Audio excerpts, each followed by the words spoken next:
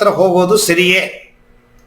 Psychiatrist ಡಾಕ್ಟರ್ಗಳು aunty depressant ಟ್ಯಾಬ್ಲೆಟ್ಗಳನ್ನು ಕೊಡ್ತಾರೆ, ಅದನ್ನು ತಗೊಳ್ಳೋದು ಸರಿಯೇ? ಇದೆಲ್ಲ ಪ್ರಶ್ನೆ. ಸುಮಾರು ಜನಗಳು ನಾನು ಹೋದೆ, ಡಾಕ್ಟ್ರ್ ಏನೋ ಕೊಟ್ಟರು, 3 ಹೊತ್ತು ಮಲ್ಕೊಂಡಿರಬೇಕು, ನಿದ್ರೆ ಬರುತ್ತೆ, ಸೋಮಾರಿತನ, ತಗೊಳ್ಳೋದು ಬಿಟ್ಬಿಟ್ಟೆ. ಡಾಕ್ಟ್ರುಗಳು ಔಷಧಿ ಕೊಡ್ತಾರೆ ಅಂದರೆ ಅವ್ರು ಮಾಡೋದು ತಪ್ಪಿಲ್ಲ. ಈ ಮನಸ್ಸು ಕೆಲಸ ಮಾಡೋ ಜಾಗ ಯಾವುದು ಅಂದರೆ ಮೆದುಳು. ಅವರು ಮೆದುಳನ್ನು ಕೆಲಸ ಮಾಡದೇ ಇರೋಂಗೆ ಮಾಡಿಬಿಡ್ತಾರೆ.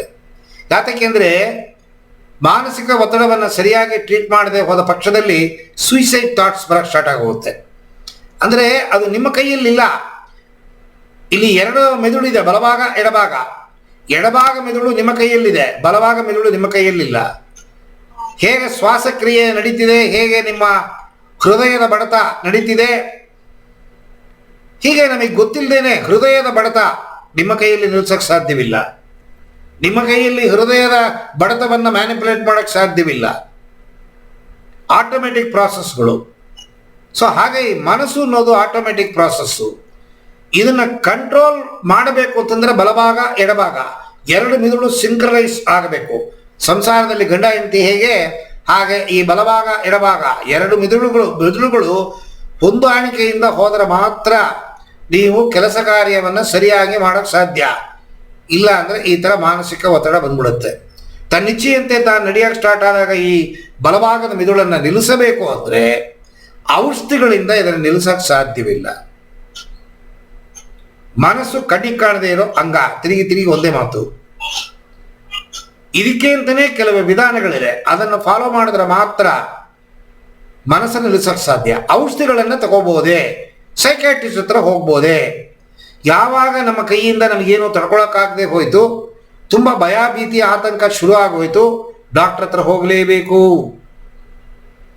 ಆಹಾರ ಹೊಟ್ಟೆಲಿ ಹಾಕಿದ್ದು ನಿಲ್ಲೋದಿಲ್ಲ, ತಿಂದಿದ್ದೆಲ್ಲ ವಾಂತಿ ಆಗುತ್ತೆ, ಅಥವಾ ಲೂಸ್ ಮೋಷನ್ ಆಗುತ್ತೆ, ಅಥವಾ ಗೊಡಗೊಡ ಹೊಟ್ಟೆ ಯಾವಾಗಲೂ ಸೌಂಡು, ತಲೆಯಲ್ಲಿ ವಿಪರೀತ ಆಲೋಚನೆಗಳು, ತಲೆ ನೋವು, ಬೆನ್ನು ನೋವು, ಸೊಂಟ ನೋವು, ದೇಹದಲ್ಲಿರೋ ಜಾಯಿಂಟ್ಗಳೆಲ್ಲ ನೋವು, ಈ ಥರ ನಿಮಗೆ ನೀವೇ ಪರದಾಡಿ ಒದ್ದಾಡೋದಕ್ಕಿಂತ ನೀವು ಸೈಕಾಟ್ರಿಸ್ಟ್ ಹತ್ರ ಹೋದ್ರೆ ಅವ್ರು ಏನು ಮಾಡ್ತಾರೆ ಅಂತಂದರೆ, ಇದು ಕೆಲಸ ಮಾಡೋ ಜಾಗ ಮೆದುಳು, ಅದನ್ನು ಕೆಲಸ ಮಾಡದೇ ಇರೋಂಗೆ ಮಾಡಿಬಿಡ್ತಾರೆ.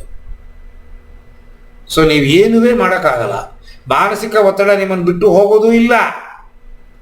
ಆದರೆ ಅತಿ ಹೆಚ್ಚು ನೋವಿಂದ ಸ್ವಲ್ಪ ನಿಮ್ಮನ್ನು ತಡೆಗಟ್ಟಕ್ಕೆ ಸಾಧ್ಯ. ಅದರಿಂದ ಅವರು ಪ್ರಿಸ್ಕ್ರೈಬ್ ಮಾಡೋ ಔಷಧಿಗಳು ತಗೊಳ್ಳೋದು ತಪ್ಪಿಲ್ಲ, ಆದರೆ ತುಂಬ ದಿನ ತಗೋಬಾರ್ದು. ಒಂದು ತುಂಬ ತಗೊಳಕ್ಕೆ ಶುರು ಮಾಡಿದ್ರಿ ಅಂತಂದರೆ ಸೈಡ್ ಎಫೆಕ್ಟ್ ಆಗುತ್ತೆ.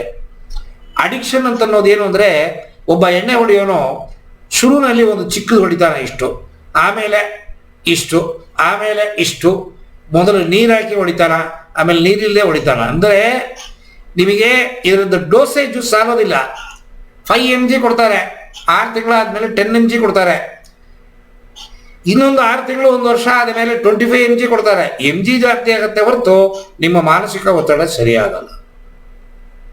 ಎಷ್ಟು ಕೊಟ್ಟರು ತಗೊಳಕ್ಕೆ ಶುರು ಆಗುತ್ತೆ ಮನಸ್ಸು, ದೇಹ.